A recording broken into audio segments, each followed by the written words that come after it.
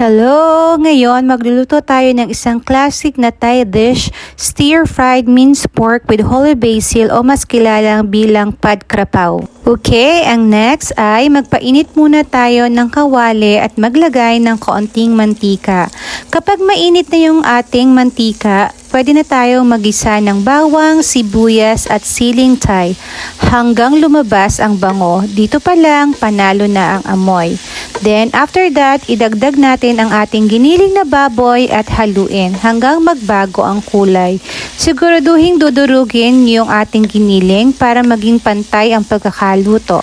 And after that, isunod na natin, magtitimpla na tayo at titimplahan natin siya ng fish sauce, kaunting toyo at oyster sauce para sa tamang alat at linamnam. Kung gusto nyo naman ng konting tamis, maglalagay tayo ng konting asukal.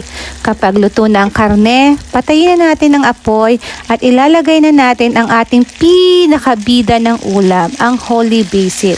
Haluin lang saglit para manatiling fresh ang lasa at aroma. At ayan, meron na tayong simple, mabilis at sobrang sarap na ulam. Ihain habang mainit, mas masarap kung may kanin at pritong itlog. So makikita nyo, may pritong itlog tayo.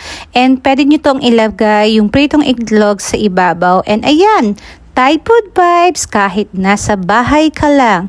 Feeling ko nga master na master ko ng magluto nito. Charot!